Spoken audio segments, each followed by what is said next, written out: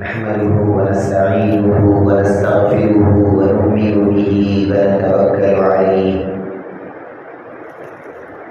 ونعوذ بالله من شرور أنفسنا ومن سيئات أعمالنا من يهده الله فلا مضل له ومن يضلله فلا هادي له ونشهد أن لا إله إلا الله وحده لا شريك له ونشهد أن سيدنا ونبينا ومولانا محمدا عبده ورسوله أرسله بالحق بشيرا ونذيرا أما بعد فأعوذ بالله من الشيطان الرجيم بسم الله الرحمن الرحيم ولمن خاف مقام ربه جنتان فبأي آلاء ربكما تكذبان صدق الله مولانا العظيم وقال تعالى في شأن حبيبه إن الله وملائكته يصلون على النبي يا أيها الذين آمنوا صلوا عليه وسلموا تسليما اللهم صل على سيدنا وشفيعنا وحبيبنا ونبينا ومولانا محمد النبي الأمي وعلى آل سيدنا ومولانا محمد النبي الأمي الذي قرنت البركة بذاته ومحياه وتعطرت العوالم بطيب ذكره ورضيه. السلام علیکم ورحمۃ اللہ وبرکاتہ. محترم و مکرم حاضرین کرام، اللہ رب العزت کا فضل ہے، کرم ہے کہ اس نے ہم سبوں کو پیارے آقا حضور اکرم جناب محمد رسول اللہ صلی اللہ علیہ وسلم کی بابرکت امت میں پیدا فرمایا. اللہ کا شکر ہے کہ آج اس نے جمعۃ المبارک کے موقع پر دین کی کچھ باتیں سننے اور سنانے کا موقع اور توفیق ہم سب کو عطا فرمائی. الحمدللہ. محترم حاضرین کرام، بات عرض کرنا یہ ہے کہ آج دنیا میں ہر انسان پریشان ہے، چاہے وہ مسلم ہو چاہے وہ غیر مسلم ہو، کسی بھی مذہب سے نہ تعلق رکھنے والا ہو. ہر مسلمان، ہر انسان آج ہم کو پریشان نظر آتا ہے. کوئی بھی دنیا میں آج ایسا نہیں ہے جو ہم کو یہ کہے کہ میں بڑے سکون میں ہوں، میں بڑے آرام میں ہوں، مجھے کوئی پریشانی نہیں ہے، مجھے کوئی تکلیف نہیں ہے. اس طرح بولنے والا آج کوئی انسان نظر نہیں آتا. آج ہر انسان یہی کہتا ہوا نظر آتا ہے کہ میں بڑا پریشان ہوں، میں بڑی تکلیف میں ہوں. اگر ہم غور کر کے دیکھیں کہ آج انسان پریشان کیوں ہے تو ہم کو معلوم ہوتا ہے کہ انسان کو یہ جو پریشانی لاحق ہوتی ہے یہ کسی نہ کسی ڈر کی وجہ سے انسان کو پریشانی ہوتی ہے. ہر انسان کو ایک الگ الگ ڈر ستاتا ہے اور وہ اپنے اس ڈر کی وجہ سے پریشان اور مایوس رہتا ہے. اگر کوئی تاجر ہے، تجارت کرنے والا ہے، تو اس کو اپنا ایک ڈر لگا ہوا ہے کہ کہیں میرے مال میں نقصان نہ ہو جائے، کہیں میری تجارت آج تو اچھی ہوئی لیکن کل خراب نہ ہو جائے. تو اپنے اس تجارت کی فکر میں، وہ خراب نہ ہونے کی پریشانی میں وہ ہمیشہ پریشان رہتا ہے. کسی دولت مند کو اگر آپ پوچھیں تو وہ یہ کہتا ہے کہ آج میرے پاس دولت ہے لیکن معلوم نہیں کہ کل میرے پاس دولت ہوگی یا نہیں ہوگی. تو اس دولت کے ختم ہونے سے میں ڈرتا ہوں، لہذا وہ بھی پریشان ہے. بڑے سے بڑا مالدار بھی آج ہم دیکھیں تو وہ بھی پریشان ہے، بڑے سے بڑے غریب کو دیکھیں تو وہ بھی پریشان ہے. ہر کسی کو اپنے اپنے ڈر ہیں، ہر کسی کو اپنی اپنی پریشانیاں ہیں. یہ انسان آج پریشان کیوں ہے؟ یہ انسان کو یہ ڈر کیوں لگا ہوا رہتا ہے؟ روپیوں کا ڈر ہے، تجارت کا ڈر ہے، مال کا ڈر ہے، بچوں کا ڈر ہے، بیویوں کا ڈر ہے، ماں باپ کا ڈر ہے، دنیا میں ہر کسی سے آج انسان ڈرتا ہوا نظر آ رہا ہے۔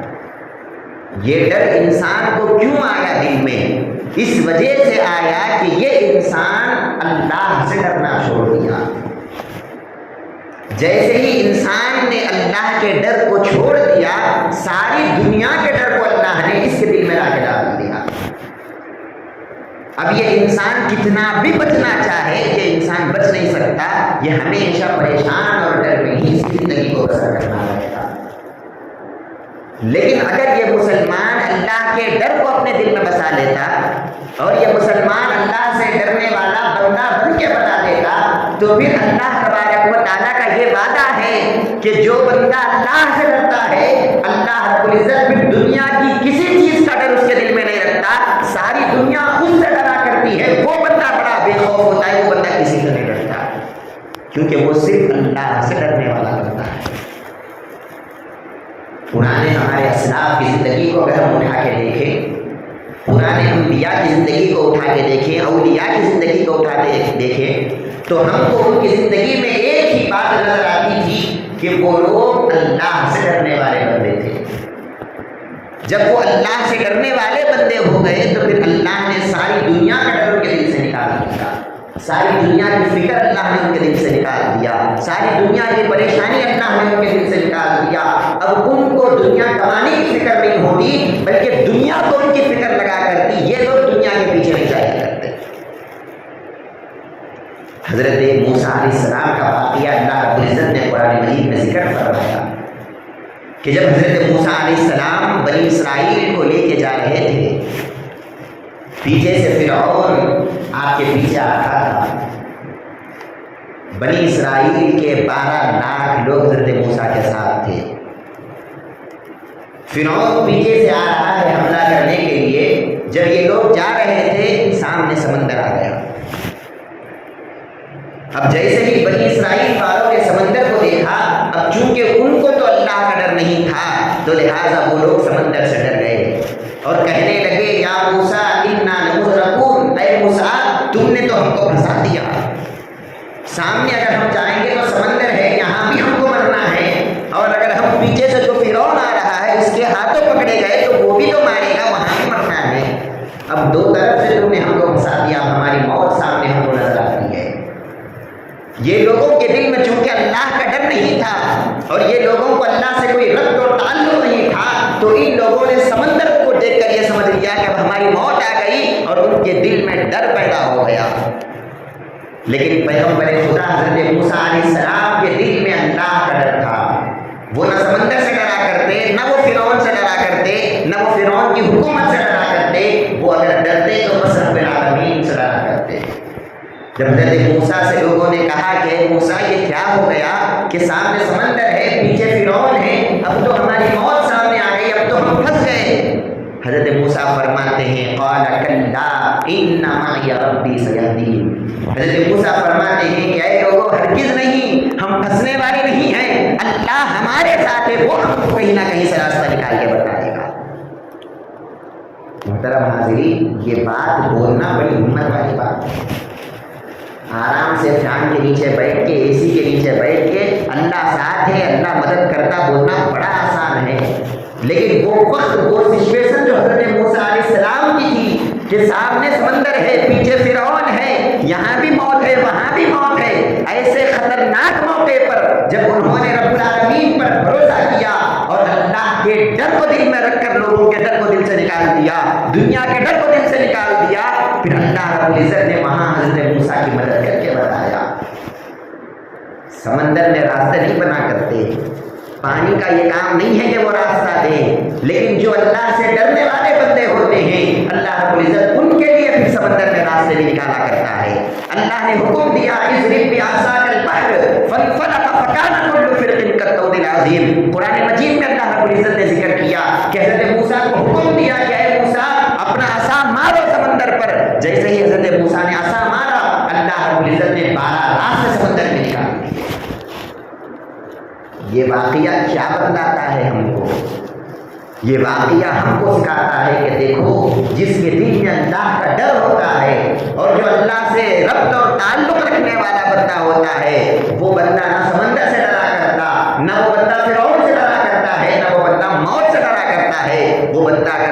है तो बस रब्बुल आलमीन से डरता है। और अल्लाह से डरने वाले को अल्लाह कभी बेकार जाने नहीं देता, अल्लाह से डरने वाले को अल्लाह कभी बर्बाद होने नहीं देता, अल्लाह से डरने वाले को अल्लाह हर वक्त पर मदद करने के लिए तैयार होता है। मोहतरम नाज़रीन किराम, आज हम हमारी ज़िंदगियों का जायज़ा लेकर देखें, आज हमारी ज़िंदगियों में अल्लाह का डर कहाँ तक है। हम सुबह उठने से लेकर रात में सोने तक क्या एक दफ़ा भी हमको अल्लाह का ख्याल आता है या नहीं आता है? एक सेकंड के लिए भी हमको ये ख्याल कभी आया कि अल्लाह मुझे देख रहा है, कल क़यामत के रोज़ मुझे अल्लाह के सामने ठहरना है, अल्लाह को सूरत दिखाना है, अल्लाह को हिसाब किताब देना है? एक सेकंड के लिए भी हमारे दिल में ये ख्याल नहीं आता। हम बड़े बेफिक्र होकर जीते हैं, सुबह उठने से लेके रात में सोने तक हमारी बस यही फिक्र लगी हिंदी रहती है कि मैं दुनिया में कैसे तरक्की करूँ, मैं दुनिया कैसे कमाऊँ, मैं दुनिया को कैसे जमाऊँ, मैं दुनिया की प्रॉपर्टी कैसे हासिल करूँ, मैं दुनिया में मकाम और मर्तबे को कैसे जमाऊँ। बस दुनिया दुनिया दुनिया, सुबह उठने से लेके मरने तक हमारी यही कैफियत है कि हम दुनिया के तलबगार बने हुए हैं।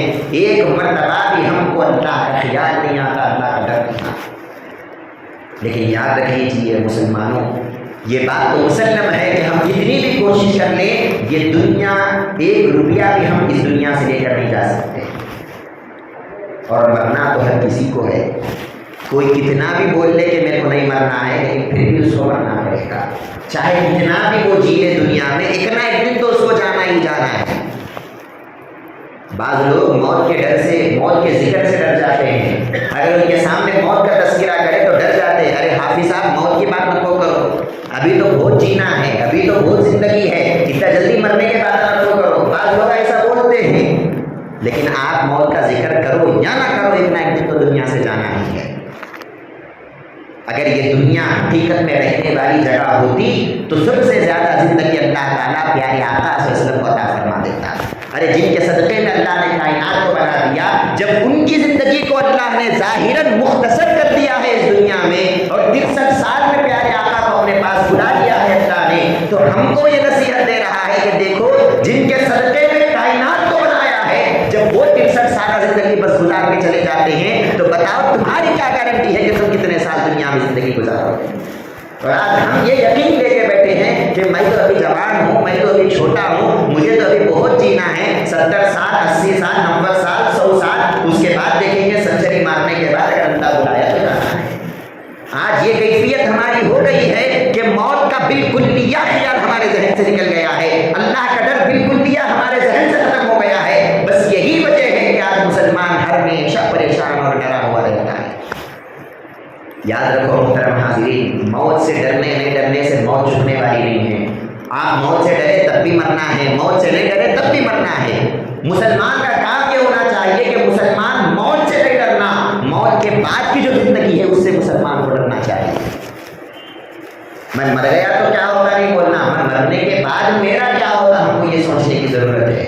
मैं मरने के बाद जब मैं कब्र में जाऊँगा, फरिश्ते सवालात करेंगे, मैं सवालात का क्या जवाब दूंगा, ये मुसलमान को फिक्र होना चाहिए। बरोज़े क़यामत में प्यारे आका सल्लल्लाहु अलैहि वसल्लम के सामने खड़ा होगा, प्यारे आका सबको जामे कौसर पिलाते रहेंगे, और मुझे अगर प्यारे आका ने जामे कौसर नहीं पिलाया तो मेरा क्या होगा। प्यारे आका अल्लाह रब्बुल इज़्ज़त से सबकी शफ़ाअत करते रहेंगे, अगर प्यारे आका ने मेरे लिए दुआ ना किया तो मेरा क्या होगा। अल्लाह रब्बुल इज़्ज़त सबको जन्नत में डालता रहेगा, लेकिन अगर उन जन्नत में जाने वालों में मेरा नाम नहीं होगा तो मैं क्या करूँगा। हमको इस बात की फिक्र और इस बात का डर होना चाहिए कि अल्लाह तबारक व तआला की बारगाह में कितना बड़ा मकाम हासिल किया है। हमको ये फिक्र है कि मैं दुनिया में कितना बड़ा बन गया, अल्लाह की नज़र में कितना बड़ा बना, इसका हमको कोई परवाह नहीं, इसका कोई हमको ख्याल तक नहीं आता। हज़रत उमर फारूक रज़ियल्लाहु अन्हु का वाक़या कौन है, खलीफतुल मुस्लिमीन प्यारे आका सल्लल्लाहु अलैहि वसल्लम ने मिंबर पर खड़े होकर इनके ईमान की सनद दी है और इनके जन्नती होने की सनद दी है। फरमाया कि देखो अशरे मुबश्शरा 10 लोग जन्नत में जाने वाले हैं, उन 10 लोगों में हज़रत उमर की गारंटी है कि ये भी जन्नत में जाने वाले हैं। जन्नत की सनद लेने के बावजूद ये लोगों का क्या हाल है ज़रा गौर कीजिए। जब हज़रत उमर रज़ियल्लाहु अन्हु के विसाल का वक्त आया, बड़े बीमार थे आप, जब विसाल का वक्त आया आपके साहिबजादे इब्ने उमर ने अपने रान पर आपका सर रखा, आपको सुलाया, आपने कहा कि ऐ मेरे बेटे अपने रान को हटा दो, ज़मीन पर मेरे सर पर रखो। اللہ رب العزت کی بارگاہ میں مجھے جانا ہے، میں یہ نہیں چاہتا کہ تمہارے ران کے جو گوشت کی نرمی مجھے محسوس ہو رہی ہے، اس نرمی کو محسوس کرتے ہوئے میں اللہ کے پاس جانا نہیں چاہتا۔ اگر اللہ تبارک و تعالیٰ مجھے نہ بخشے تو میرا حال کیا ہوگا؟ حضرت ابن عمر نے آپ کو زمین پر لٹا دیا۔ اب حضرت عمر رضی اللہ عنہ کا تذکرہ دیکھو آپ، حضرت عمر زمین پر اپنی داڑھی کو رگڑ رہے ہیں اور کہتے ہیں وَيْلٌ لَكَ يَا عُمَرْ إِن لَّمْ يَغْفِرْ لَكَ رَبُّكَ، اے عمر دنیا میں جو اتنا بڑا خلیفہ بنتا پھرتا ہے، دنیا میں جو اتنا بڑا بادشاہ بنا پھرتا ہے، سارے لوگوں کو تو ڈراتا ہے، لیکن اے عمر اگر اللہ تعالیٰ نے تجھے نہ بخشا تو پھر تیرا کیا ہوگا؟ اپنی داڑھی کو زمین پر رگڑ رہے ہیں، زارو خطار رو رہے ہیں، آنسو ہے کہ تھمنے کا نام نہیں لے رہے ہیں۔ حضرت علی مرتضیٰ مولا علی رضی اللہ عنہ تشریف لاتے ہیں، دیکھتے ہیں اور کہتے ہیں اے عمر یہ آپ نے کیا حال بنا رکھا ہے؟ کیا آپ موت سے ڈر گئے؟ کیا آپ مرنے سے ڈر گئے؟ حضرت عمر فرماتے ہیں کہ اے علی قسم خدا کی میں موت سے کبھی نہیں ڈر رہا ہوں، میں اس بات سے ڈر رہا ہوں کہ مرنے کے بعد جب اللہ رب العزت کے سامنے جانا ہوگا تو اللہ کو میں کیا صورت دکھاؤں گا، اللہ کو میں کیا چہرہ دکھاؤں گا؟ میرے گناہ اتنے زیادہ ہے کہ نہ میں جنت میں جانے کے قابل کا ہوں، میرے گناہ اتنے، میرے نیکیاں اتنے کم ہیں کہ میں تو جہنم کے ہی لائق کا ہوں، معلوم نہیں اللہ تعالیٰ میرا کیا حشر کرے گا، میں اس وجہ سے رو رہا ہوں اور ڈر رہا ہوں کہ میرا کیا ہوگا۔ یہ وہ لوگ ہیں محترم حاضرین جن کو پیارے آقا نے جنت کی سند دے دی ہے کہ یہ جنت میں جانے والے ہیں۔ جنت کی سند ملنے کے باوجود یہ لوگوں کو اطمینان نہیں ہوتا تھا، یہ لوگ اللہ سے ڈرا کرتے تھے اور ہمیشہ روتے رہتے تھے۔ ہماری یہ کیفیت ہو گئی ہے آج جنت کیا ہے نہیں معلوم، جنت کی سرٹیفکیٹ ہم کو کوئی نہیں دیا، بس ہم اپنے آپ کو جنتی سمجھ لیے اور بڑے مطمئن ہو گئے کہ ہم کو کوئی فکر کرنے کی ضرورت نہیں ہے، میں کیسے بھی زندگی گزار لوں مرتے ہی اللہ مجھے جنت میں ڈال دے گا۔ محترم حاضرین یہ فکر ہم کو بدلنے کی ضرورت ہے۔ حضرت عثمان رضی اللہ عنہ جب کسی قبرستان کے پاس سے جاتے تو آپ رونا شروع کر دیتے اور اتنا روتے داڑھی مبارک آپ کی بھیگ جایا کرتی۔ لوگ کہتے کہ اے عثمان ذرا رحم کیجیے، اپنے آپ پر کیوں رو رہے ہو اتنا؟ ارے آپ کو تو پیارے آقا نے جنت کی بشارت دے دی ہے، پھر آپ کو رونے کی کیا ضرورت ہے؟ حضرت عثمان فرماتے ہیں میں نے پیارے آقا سے سنا ہے کہ یہ قبر کا جو عالم ہوگا یہ عالم سب سے خطرناک عالم ہے، اور قیامت کے پورے منازل میں سب سے پہلی منزل یہ قبر کی منزل ہے۔ اگر یہاں پر کوئی بندہ پھنس جائے اللہ کے عذاب میں آگے کی تمام منزلوں پر وہ پھنسا رہے گا، اور اگر قبر کی منزل میں وہ بندہ نجات پا جائے تو آگے کی تمام منزلیں اسی نجات پا جائے گی۔ میں اس وجہ سے ڈر رہا ہوں کہ جب میں قبر میں جاؤں گا تو میں نجات پانے والوں میں رہوں گا یا اللہ کے عذاب میں گرفتار ہونے والوں میں رہوں گا۔ محترم حاضرین ذرا ہم غور کر کے دیکھیں وہ بھی کیا لوگ تھے، گناہ بھی نہ کیا اور پشیمان رہے۔ گناہ تو کرتے نہیں تھے، ہمیشہ رویا کرتے تھے، ہمیشہ اللہ تبارک و تعالیٰ کا ڈر ان کے دل میں لگا رہتا تھا۔ جب وہ اللہ سے ڈرتے رہتے تو پھر دنیا کے ڈر کو اللہ ان کے دل سے نکال دیتا، دنیا والوں کے دل میں اللہ ان کی حیبت کو ڈال دیا کرتا، دنیا والے پھر ان سے ڈرا کرتے ارے یہ بڑا اللہ والا ہے، اس کو نہ چھیڑو، اس کے پیچھے اللہ رب العزت کی مدد ہوتی ہے۔ تمام دنیا والے اسے ڈرا کرتے، اس کی حیبت سے کما کرتے، کیونکہ وہ اللہ والا ہوتا ہے، وہ اللہ سے ڈرنے والا ہوتا ہے۔ محترم حاضرین کرام پیارے آقا صلی اللہ علیہ وسلم کا واقعہ ہمارے سامنے ہے۔ ایک آدمی حضرت عائشہ صدیقہ رضی اللہ عنہ کے پاس آ کے عرض کرتا ہے کہ اے مومنین آپ پیارے آقا کی زوجہ ہیں، پیارے آقا کو قریب سے جانتی ہیں، تو پیارے آقا کا کوئی ایک ایسا عمل بتائیے جو آپ کو بڑا عجیب لگا ہو۔ حضرت ام المؤمنین فرماتی ہے کہ ایک مرتبہ کا واقعہ ہے، پیارے آقا صلی اللہ علیہ وسلم میرے گھر کو تشریف لائے، رات میں جب سونے کا وقت آیا پیارے آقا صلی اللہ علیہ وسلم نے مجھ سے کہا کہ اے عائشہ اگر تم مجھے اجازت دو تو میں اپنے رب کی عبادت کرنا چاہتا ہوں، میں آج کی رات سونا نہیں چاہتا، میں آج کی رات اپنے رب کی عبادت کرنا چاہتا ہوں۔ حضرت عائشہ فرماتی ہے کہ یا رسول اللہ آپ جب اللہ کی بارگاہ میں جانا چاہتے ہیں تو میں کون ہوتی ہوں روکنے والے، میری طرف سے اجازت ہے آپ اللہ کی بارگاہ میں جائیے۔ اب پیارے آقا صلی اللہ علیہ وسلم کی عبادت دیکھیے آپ، پیارے آقا صلی اللہ علیہ وسلم اٹھتے ہیں اور نماز ادا کرتے ہیں، ایسی نماز پڑھتے ہیں جب قیام میں آپ ٹھہرتے ہیں رونا شروع کر دیتے ہیں، رونا شروع کرتے ہیں اور اتنا روتے ہیں پیارے آقا۔ حضرت عائشہ فرماتی ہیں پیارے آقا کے آنسوؤں سے داڑھی مبارک پیارے آقا کی بھیگ گئی، صرف داڑھی ہی نہیں بھیگی، پھر اتنا رویا جس مقام پر پیارے آقا کھڑے ہوئے تھے وہ مقام کے آنسوؤں سے بھیگ گیا۔ ساری رات پیارے آقا روتے رہے، ساری رات اللہ رب العزت کے ڈر سے، اللہ رب العزت کے خوف میں پیارے آقا صلی اللہ علیہ وسلم روتے رہے۔ صبح جب فجر کا وقت آیا حضرت بلال رضی اللہ عنہ حاضر خدمت ہوتے ہیں، یا رسول اللہ صلی اللہ علیہ وسلم آپ کی اجازت ہو تو اذان کہنا ہے، اذان کہوں۔ جب اس اجازت کو لینے کے لیے حضرت بلال آتے ہیں تو کیا دیکھتے ہیں؟ پیارے آقا رو رہے ہیں، زار و خطار ہو رہے ہیں، اور پیارے آقا صلی اللہ علیہ وسلم کی کیفیت یہ ہے، داڑھی مبارک بھی بھیگ چکی ہے، زمین بھی بھیگ چکی ہے۔ حضرت بلال رضی اللہ عنہ عرض کرتے ہیں کہ یا رسول اللہ انت تبکی، آپ رو رہے ہو، جبکہ آپ کو رونے کی کیا ضرورت ہے؟ اللہ رب العزت نے آپ کو معصوم بنایا ہے، آپ نے تو زندگی میں کبھی گناہ نہیں کیا، زندگی میں کبھی اللہ کی نافرمانی نہیں کیا، آپ کو رونے کی کیا ضرورت ہے؟ ارے آپ کے صدقے میں تو گناہگاروں کے گناہ معاف ہوتے ہیں، آپ نے کون سا گناہ کیا جو اتنا روتے ہیں؟ پیارے آقا فرماتے ہیں افلا اکون عبدا شکورا، کہ اے بلال اللہ تعالیٰ نے تو اپنے فضل سے مجھے معاف کر دیا، لیکن میرا تو یہ کام ہے کہ میں رو رہا ہوں، میں رونا چاہتا ہوں، اور اللہ رب العزت کا شکر کرنا چاہتا ہوں، اللہ کا مشکور بندہ بننا چاہتا ہوں، اور اللہ رب العزت کا جو ہے شکریہ ادا کرتے ہوئے میں اللہ کی بارگاہ میں رو رہا ہوں کہ مجھ کو اللہ رب العزت نے معاف کر دیا۔ اور پیارے آقا کیا فرماتے ہیں؟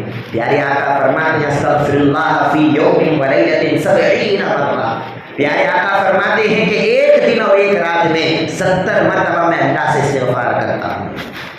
70 مرتبہ وہ پیارے آقا جن کے صدقے میں اللہ تبارک و تعالیٰ، جن کے وسیلے سے اللہ تعالیٰ گنہگاروں کے گناہوں کو معاف کرتا ہے، وہ پیارے آقا فرماتے ہیں میں 70 مرتبہ اللہ سے اپنے گناہوں کی معافی مانگتا ہوں۔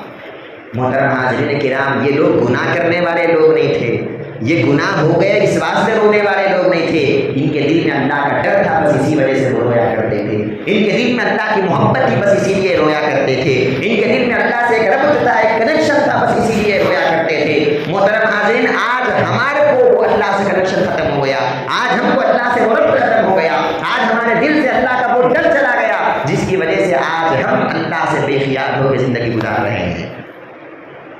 روایتوں میں آتا ہے کہ حج بیت اللہ کا موقع تھا، ایک آدمی اپنے چہرے پر کپڑا باندھ کے آیا اور خانہ کعبہ کے غلاف کو پکڑ کے رو رہا ہے، اور اللہ رب العزت سے دعا کر رہا ہے کہ اے اللہ، دنیا میں سمندر کے پانی کے اتنے خطرے نہیں ہیں جتنا میرے گناہ زیادہ ہے، اے اللہ دنیا میں جھاڑ کے اتنے پتے نہیں ہیں جتنے میرے گناہ ہیں، اے اللہ دنیا میں ریت کے اتنے ذرات نہیں ہیں جتنے میرے گناہ ہیں، اے اللہ میں بڑا گنہگار ہوں، اے اللہ اگر تو معاف نہیں کرے گا تو کون معاف کرے گا؟ اب وہ بندہ زار و خطار ہو رہا ہے، ساتھ والوں نے دیکھا کہ یہ بندہ اتنا کیوں رو رہا ہے، آخر کتنا بڑا گنہگار ہوگا، آخر کتنا بڑا گناہ کیا ہوگا کہ اتنا رو رہا ہے۔ لوگ اس کے قریب گئے، جا کر کہنے لگے کہ اے اللہ کے بندے اتنا کیوں روتا ہے تو؟ ذرا اپنا چہرہ تو دکھا تاکہ ہم بھی تیرے لیے اللہ سے اپنی تیرے مغفرت کی دعا کریں، ایسا کون سا گناہ کر دیا جو اتنا روتا ہے؟ جیسے ہی چہرے سے کپڑے کو ہٹایا گیا، لوگوں نے چیخ مارا، اور کیا دیکھا کہ یہ کون سا چہرہ ہے؟ یہ امام زین العابدین ہے، یہ امام زین العابدین ہے، یہ حضرت حسین رضی اللہ عنہ کی اولاد ہیں، یہ حضرت حسین کے بیٹے ہیں، اللہ والے ہیں، اور یہ سید زادے ہوتے ہوئے، رسول پاک صلی اللہ علیہ وسلم کی آل ہوتے ہوئے، اللہ کے ولی ہوتے ہوئے اتنا رو رہے ہیں، اتنا رو رہے ہیں۔ ہم نے سمجھا کہ کوئی گنہگار ہوگا، لوگ کہتے ہیں ہم نے سمجھا کہ کوئی گنہگار ہوگا، لیکن جب دیکھا تو کیا دیکھا کہ یہ امام زین العابدین ہے۔ محترم حاضرین کرام، ذرا ہم کو اپنے حال پر غور کرنے کی فکر کرنا ہے، ہم نے اب تک اللہ کی راہ میں کتنا رویا؟ اور یاد رکھو آپ، اللہ کی راہ میں جو روتا ہے اللہ تعالیٰ اس کو بڑا پسند کرتا ہے۔ حدیث مبارک میں آتا ہے قیامت کے روز ایک بندہ اللہ کی بارگاہ میں آئے گا، اللہ رب العزت جب اس کے نام اعمال کو تولیں گے تو 99% صرف گناہ اس کے نام اعمال میں ہوں گے۔ اب وہ بندہ مایوس بیٹھ جائے گا، اللہ تبارک و تعالیٰ اس سے کہے گا کہ اے بندے کیا خیال ہے تیرا، اب میں تجھے کہاں ڈالوں، جنت میں ڈالوں یا جہنم میں ڈالوں؟ وہ بندہ کہتا ہے کہ اے اللہ میرے اعمال تو 99% گناہوں سے بھرے ہوئے ہیں، اب تو مجھے جنت کی کوئی امید باقی نہیں رہی، اب تو میرا ٹھکانہ جہنم ہے، اس کا مجھے یقین ہو گیا۔ اللہ رب العزت فرماتے ہیں کہ اے بندے گھبراتا کیوں ہے، تیری ایک نیکی میرے پاس موجود ہے۔ یہ بندہ کہتا ہے کہ اے اللہ 90 پر 9 گناہ ہیں، 99 گناہ ہیں، 99 گناہوں کے سامنے ایک نیکی کیا کام دے گی؟ اللہ رب العزت اپنی ہتھیلی سے ایک نیکی ترازو کے پلڑے میں ڈالتا ہے، اور جیسے ہی وہ پلڑے میں نیکی کا ڈالنا تھا، یہ 99 گناہ ہلکے پڑ جاتے ہیں اور وہ ایک نیکی بھاری پڑ جاتی ہے۔ یہ بندہ حیران ہو جاتا ہے کہ اے اللہ میں نے ایسی کون سی نیکی کر دیا جو مجھے خود نہیں معلوم. اللہ تبارک و تعالیٰ جب وہ نیکی کو دکھاتا ہے تو کیا کرتا ہے کہ وہ نیکی کیا ہے؟ ایک بال ہے. ایک بال ہے. یہ بندہ کہتا ہے کہ اے اللہ یہ کون سا بال ہے؟ یہ کون سا بال ہے؟ یہ کس کا بال ہے؟ اور یہ ایسی کون سی نیکی بن گئی کہ جس کی وجہ سے میرے ننیانو جو ہے گناہوں کو تم نے ہلکا کر دیا. اللہ رب العزت فرمائے گا کہ اے بندے یاد کر وہ وقت دنیا میں تو بڑا گنہگار تھا، دنیا میں تو بڑا نافرمان تھا، لیکن ایک مرتبہ تو بیٹھا ہوا تھا، اچانک تیرے دل میں یہ خیال آیا کہ میں نے بہت زیادہ گناہ کر دیا، میں اللہ کی بہت زیادہ نافرمانیاں کر دیا، میں اللہ تبارک و تعالیٰ کے احکام کی خلاف ورزی کر دیا، اللہ نے میرے اوپر اتنے احسانات کیے اور میں نے اللہ کے احکام کی خلاف ورزی کیا. تو اللہ کا ڈر ایک مرتبہ تیرے دل میں آ گیا اور وہ ڈر تیرے دل میں آنے کی وجہ سے تیرے آنکھ میں آنسو کا ایک خطرہ آ گیا. وہ خطرہ اتنا بڑا بھی نہیں تھا کہ آنکھ سے باہر آ جاتا، بس چھوٹا سا معمولی خطرہ تھا، وہ بس آنکھ کے کونے میں آ کے رک کے رہ گیا. لیکن یہ جو بال تھا تیرے پلک کا، اس پلک کے بعد کو وہ آنسو کا خطرہ رکھ گیا. میں نے اس پلک کی حفاظت کر کے رکھ لیا کہ یہ وہ پلک ہے اے بندے جو تو نے میرے در سے آنسو نکالا ہے، وہ آنسو لگنے والا یہ پلک ہے. اور اس بال کی میرے پاس اتنی قیمت ہے، 99 گنا تیرے حق کے ہو جائیں گے لیکن اس بال کا وزن بہت زیادہ ہو جائے گا. محترم حاضرین کرام، اللہ تعالیٰ کو کتنی محبت ہے بندے سے وہ بھی دیکھو آپ. بندہ تو اللہ سے ایک مرتبہ لڑا ہے لیکن اللہ تبارک و تعالیٰ کی محبت اتنی زیادہ ہے، وہ ایک آنسو کو پکڑ کر اللہ تبارک و تعالیٰ، وہ ایک بال کو پکڑ کر اللہ تبارک و تعالیٰ اس کے تمام گناہوں کی اللہ نے مغفرت فرما دیا. وہ بندہ یہ دیکھ کر کہے گا کہ اے اللہ ہائے افسوس، میں نے زندگی کو برباد کر لیا. ایک مرتبہ جب رویا تو تو نے اتنا دے دیا، اگر پوری زندگی روتا بیٹھتا تو پھر کتنا دیتا. محترم حاضرین، غور کرنے چاہیں تو وہ بندہ ہم سے اچھا ہے. ایک مرتبہ تو رویا، ہم کبھی نہیں روتے ہم اپنے گناہوں پر. ہم دنیا کے لیے بہت روئے، مال چلے گیا تو روئے، اولاد نافرمانی کی تو روئے، ماں باپ ستائے تو روئے، سب روئے. دنیا کے لیے تو بہت روئے، اللہ کے لیے ہم کبھی نہیں روئے، اللہ کے ڈر سے کبھی نہیں روئے، اپنے گناہوں پر ہم شرمندہ ہوتے ہوئے کبھی نہیں روئے، جبکہ اللہ یہی چاہتا ہے کہ بندہ ہمیشہ روتا رہے. حضرت عیسیٰ علیہ السلام کی طرف اللہ تبارک و تعالیٰ نے وحی کیا اور کہا یا عیسیٰ حب لی من عینیک الدموع، اے عیسیٰ مجھے کچھ تحفہ دو. حضرت عیسیٰ فرماتے عرض کرتے یا اللہ میں تجھے کیا تحفہ دوں، تیری بارگاہ میں ایسا کون سا تحفہ پیش کروں، ارے تو تو مالک ہے، ہر چیز تیرے خزانے میں موجود ہے، میں تجھے کیا تحفہ دوں. اللہ رب العزت فرماتے ہیں کہ اے عیسیٰ بے شک میرے خزانے میں ہر چیز ہے، لیکن میرے خزانے میں ایک چیز نہیں ہے جو میں تم سے مانگتا ہوں. وہ چیز کیا ہے؟ میرے خزانے میں ندامت کے آنسو نہیں ہے، میرے خزانے میں گناہوں سے شرمندہ ہو کے جو بندہ روتا ہے اس بندے کے آنسوؤں کی میرے خزانے میں کمی ہے. اے عیسیٰ تم تحفہ دینا چاہتے ہو تو رو، اور تمہارے آنکھوں کے جو آنسو ہے وہ آنسو مجھے اپنا تحفہ دو، میں اس تحفے کو بڑا پسند کرتا اور قبول کرتا. محترم حاضرین کرام، حدیث مبارک میں آتا ہے جو بندہ اللہ کے خوف سے روتا ہے، اللہ تبارک و تعالیٰ کے ڈر سے اپنے آنکھ سے آنسو کا ایک خطرہ نکالتا ہے، اللہ تعالیٰ اس کے آنسو کو اپنے ہاتھ میں لے لیتا ہے. ہم کیا سمجھے کیا کی گنہگار ہے، رو لیا بھائی اس میں کون سی بڑی بات ہے، ہم ایسا سمجھے. اللہ رب العزت کیا کرتے ہیں، پیارے آقا فرماتے ہیں کہ اس رونے والے بندے کے آنسو کو اللہ اپنے ہتھیلی میں لیتے ہیں، فرشتوں کو اٹھاتے ہیں، کہتے ہیں اے فرشتوں یہ کیا ہے تم کو معلوم؟ فرشتے کہتے ہیں کیا ہے اللہ یہ تو ایک معمولی آنسو ہے، وہ تیرا گنہگار بندہ رویا ہے تیرے ڈر میں، ایک آنسو ہے، اس کی کیا قیمت ہے. اللہ تعالیٰ فرماتے ہیں کہ اے فرشتے یہ میرے بندے نے میرے ڈر میں نکالا ہے اپنے آنکھ سے، بتا اس آنسو کے بدلے میں میرے بندے کو کیا دینا. فرشتے کہتے ہیں کہ اے اللہ ایک آنسو ہی تو ہے، کون سی بڑی بات ہے، لیکن تو بڑا غفور رحیم ہے تو لہٰذا اس ایک آنسو کے بدلے اس کے گناہوں کو معاف کر دے. اللہ تعالیٰ فرماتے ہیں اس کے گناہ تو بہت کم ہیں، یہ آنسو کی قیمت بہت بڑی ہے. دیکھیے آپ اللہ تبارک و تعالیٰ بندوں سے کتنا محبت کرتا ہے، 70 ماہوں سے زیادہ محبت کرنے والا پروردگار جب اس کو کوئی بندہ پکارتا ہے، جب اس کی بارگاہ میں کوئی بندہ روتا ہے تو پھر اللہ رب العزت ایسے بندے پہ رحمت اور شفقت بھی کرتا ہے. اللہ رب العزت فرماتا ہے کہ اے فرشتوں اس کے گناہ تو کم ہیں، یہ آنسو کی قیمت بہت بڑی ہے. پھر وہ فرشتے کہتے ہیں کہ اے اللہ ایک کام کر، اس کو تو جہنم سے آزاد کر دے، ایک آنسو ہی تو ہے لیکن تیرے رحم و کرم سے سے جہنم سے آزاد کر دے۔ اللہ فرماتے ہیں کہ جہنم سے آزاد کرنا تو بہت کم ہے، یہ آنسو کی قیمت بہت بڑی ہے۔ پھر وہ فرشتے کہتے ہیں کہ اے اللہ تو اسے جنت عطا کر دے۔ اللہ رب العزت فرماتے ہیں جنت عطا کرنا تو بہت چھوٹا کام ہے، یہ آنسو کی قیمت بہت بڑی ہے۔ کیا کیا بندے نے؟ کچھ نہیں کیا، بس ایک بار رو لیا فری میں۔ اللہ رب العزت کیا کیا دے رہا ہے؟ فرشتے کہتے ہیں کہ اے اللہ اس سے آگے تو کیا دے گا؟ تو ہی بہتر جانتا ہے، تو ہی بتا دے کہ کیا دے گا۔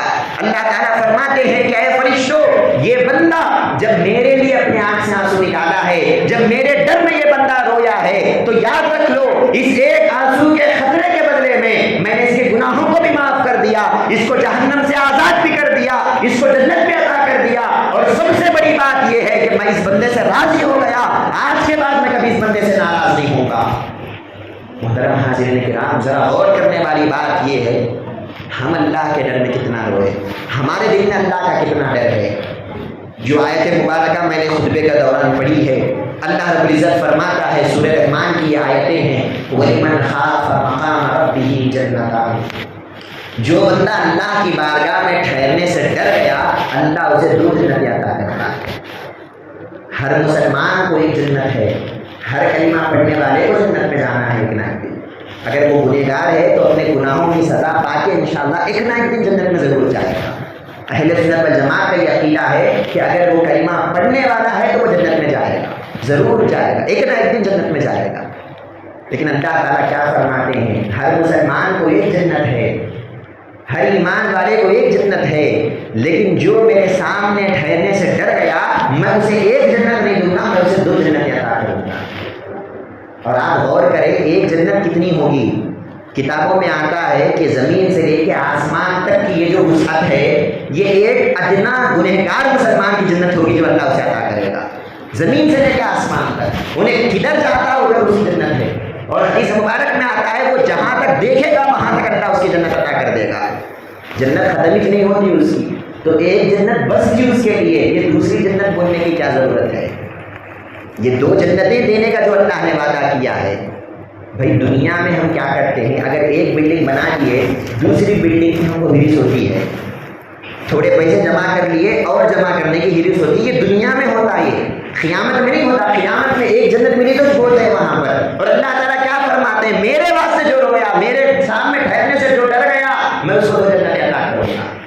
اب اس کی تفسیریں تو بہت ساری ہے جو مفسرین کرام نے کی ہے، ان تمام تفسیروں کو ملا کر ایک بات آپ کے سامنے یہ عرض کرتا ہوں، یہ 2 جنتیں کون سی ہے جو اللہ تعالیٰ عطا کرے گا؟ سب سے پہلے یہ دیکھنے والی بات ہے کہ جنت بولتے کس کو ہے؟ ہم یہ سمجھ لیے کہ جنت کا معنی اس میں میوے رہتے، پھل رہتے، بھورے رہتے، وہ رہتے، یہ رہتے، یہ تو بے شک ہے، لیکن جنت کی اصل نعمت یہ نہیں ہے۔ جنت کی اصل نعمت کیا ہے؟ جنت کی اصل نعمت دل کا سکون ہونا ہے۔ من خشی الرحمن بالغیب وجاءہ بقلب منیب، آپ کے دل کو اطمینان ہونا، یہ جنت کا مطلب ہے۔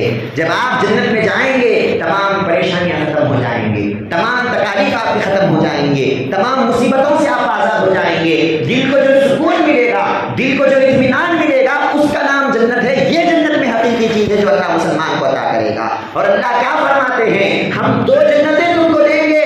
مطلب یہ ہے کہ آخرت کی جنت تو دینا ہی دینا ہے، لیکن کیونکہ تم ہم سے ڈرنے والے تھے، دنیا میں بھی ہم تم کو جنت عطا کریں گے۔ اور دنیا کی جنت کیا ہوگی؟ دنیا میں ہم تمہارے دل کو سکون اور اطمینان عطا کریں گے۔ اب تمہارے دل میں حکومت کا ڈر نہیں ہوگا، تمہارے دل میں بیماریوں کا ڈر نہیں ہوگا، تمہارے دل میں کسی کا ڈر نہیں ہوگا، بس تم اللہ سے ڈرتے رہو گے تو تمہارا دل بڑے اطمینان اور سکون میں رہے گا۔ اسی لیے آپ دیکھیے اولیاء کی جب شان اللہ نے قرآن میں بیان فرمایا تو کہا الا ان اولیاء اللہ لا خوف علیہم ولا هم يحزنون، جو اللہ والے ہوتے ہیں ان کی علامت یہ ہوتی ہے وہ کسی سے نہیں ڈرتے، وہ کسی سے نہیں ڈرتے۔ یہ علامت بولنے کی کیا ضرورت ہے؟ ہم کو بتاتا ہے اللہ تبارک و تعالیٰ وہ اللہ سے ڈرنے والے تھے تو اللہ نے ساری دنیا کے ڈر کو ان کے دل سے نکال دیا۔ وہ کسی سے نہیں ڈرتے، بس وہ اللہ سے ڈرتے ہیں، ان کا دل بڑے اطمینان میں ہوتا ہے، ان کا دل بڑے سکون میں ہوتا ہے۔ یاد رکھ لیجیے محترم حاضرین، یہی اطمینان اور یہی سکون اللہ تبارک و تعالیٰ ہر مسلمان کو، ہر ایمان والے کو اللہ عطا کرنا چاہتا ہے، اور کہتا ہے کہ تم مجھ سے ڈرو تو صحیح، تم میرا خوف تو اپنے دل میں رکھو۔ جب تم مجھ سے ڈرنا شروع کر دو گے، دنیا میں بھی سکون دوں گا، آخرت میں بھی سکون دوں گا۔ آخرت میں جب سورج سوانیزے پہ ہوگا، تمام لوگ اپنے اعمال کو لے کر کھڑے ہوں گے، اس وقت بخاری شریف کی حدیث سے اللہ کی طرف سے اعلان ہوگا اخرجوا من النار من ذکرنی یوما او خافنی فی مقام۔ اللہ تبارک و تعالیٰ اعلان کرے گا کہ آج کے دن ایسے آدمی کو جہنم سے نکال دو جو ایک مرتبہ دنیا میں مجھ سے ڈرا ہو۔ ایک مرتبہ اگر دنیا میں مجھ سے ڈرنے والا ہے، آج اس کا مقام جہنم نہیں ہے، آج اس کا مقام جنت ہے۔ محترم حاضرین کرام، دیکھیے اللہ تبارک و تعالیٰ کیا کیا دینے کا وعدہ کرتا ہے۔ ہم کو اللہ کی طرف پلٹنے کی ضرورت ہے، ہم کو اپنے اعمال کا محاسبہ کرنے کی ضرورت ہے، ہم کو اپنے دل میں اللہ کا خوف اور اللہ کا ڈر رکھنے کی ضرورت ہے۔ جب ہم اللہ کے ڈر کو رکھتے ہوئے زندگی بسر کریں گے، یاد رکھ لیجیے آپ، آخری بات کو یہ بات ختم کرتا ہوں، جب اللہ تعالیٰ نے ہم کو پیدا کیا، مسلمان بنا کے پیدا کیا، حدیث مبارک میں آتا ہے، پیارے آقا فرماتے ہیں کل مولود یولد علی فطرۃ الاسلام، ہر پیدا ہونے والا اسلام کی فطرت پر پیدا ہوتا ہے۔ اللہ تعالیٰ اس کو مسلمان بنا کے پیدا کرتے ہیں۔ اب وہ بڑے ہونے کے بعد اس کے ماں باپ اس کو یا تو یہودی بناتے ہیں یا نصرانی بناتے ہیں یا مجوسی بناتے ہیں، لیکن اللہ نے جو پیدا کیا تھا وہ مسلمان پیدا کیا تھا۔ اب جب ہم مسلمان بن کے دنیا میں پیدا ہوئے، اب اللہ کی ایک ہی بات ہم سے اللہ تبارک و تعالیٰ کہتا ہے کہ بندو جس طرح میں مسلمان بنا کے پیدا کیا، تم بھی مسلمان بن کے مرنا۔ یا ایھا الذین آمنوا اتقوا اللہ حق تقاتہ ولا تموتن الا وانتم مسلمون، اے ایمان والو، ہم نے مسلمان تو بنایا ہے، اب اس مسلمانی کے لباس کو تم گندا نہیں کرنا، تم پاک صاف رہتے ہوئے مسلمان بن کر ہماری بارگاہ میں آ جانا۔ جب ہم پیدا ہوئے تھے، بتائیے آپ، پیدا ہونے والے بچہ کون سا گناہ کیا ہے؟ نہ اس کی آنکھ نے کوئی گناہ کیا، نہ اس کے کان نے کوئی گناہ سنا، نہ اس کی زبان نے کوئی گناہ کہا، نہ اس کے ہاتھ نے کسی گناہ کے چیز کو پکڑا۔ پیدا ہونے والا بچہ سر سے لے کے پاؤں تک پاک ہی پاک ہے، کوئی گناہ اس نے نہیں کیا۔ اللہ تعالیٰ فرماتے ہیں جب ہم نے پیدا کیا تھا کوئی گناہ تیرے عمل میں نہیں تھا، اے بندے یاد رکھ، اسی حالت میں تجھے مرنا ہے کہ جب تو مرے، جس طرح پیدا ہوتے وقت تو پاک تھا، مرتے وقت بھی تو پاک ہو کے مرنا۔ مرتے وقت بھی تیرے ہاتھ گناہوں سے پاک ہو، مرتے وقت تیری نگاہیں گناہوں سے پاک ہو، مرتے وقت تیرے کان گناہوں سے پاک ہو، مرتے وقت تیری زبان گناہوں سے پاک ہو۔ جس طرح پیدا ہوتے وقت ہم نے پاک بنا کے پیدا کیا، پاک ہو کے تم مرنا، اس سے پہلے نہیں مرنا۔ مطلب کیا بتانا چاہتے ہیں؟ ہمیشہ اللہ سے ڈرتے ہوئے زندگی بسر کرو۔ جب اللہ سے ڈرتے ہوئے بسر کریں گے زندگی، خود بخود گناہ دور ہو جاتے، خود بخود انسان پاک ہو جاتا۔ انسان کو پاک کرنے کا طریقہ کیا ہے؟ اللہ کا ڈر ہے۔ جتنا زیادہ انسان اللہ سے ڈرتا رہے گا، جتنا زیادہ اپنے گناہوں پہ روتا رہے گا، اتنا زیادہ وہ بندہ پاک ہوتا چلے جائے گا اور اس کی مسلمانی اتنی پکی ہوتی چلے جائے گی۔ الغرض محترم حاضرین، بات یہی عرض کرنا تھا کہ آج ہم مسلمان ہیں، اللہ کے ماننے والے ہیں، لیکن آج ہمارے پاس مسلمانیت ختم ہو گئی ہے۔ مسلمان ہے لیکن مسلمانوں کے کام ہم چھوڑ دیے ہیں۔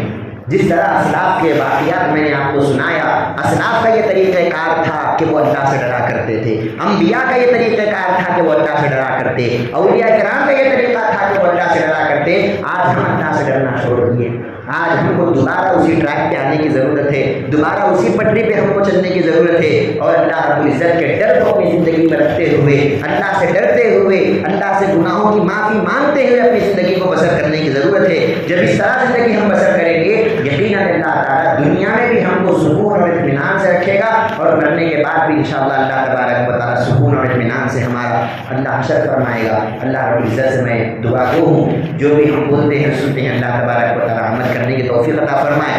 اللہ تبارک و تعالیٰ ہمارے دلوں میں اللہ کی محبت کو پیدا فرمائے، اللہ کے رسول کی محبت پیدا فرمائے، اللہ کے اولیاء کی محبت کو پیدا فرمائے، دنیا کی محبت کو اللہ تعالیٰ ہمارے قلوب سے نکال دے، اور اللہ تبارک و تعالیٰ اللہ کے خوف میں اور اللہ کے ڈر میں زندگی بسر کرنے والا ہم سب کو بنائے۔ وما علینا الا البلاغ۔ السلام علیکم ورحمۃ اللہ۔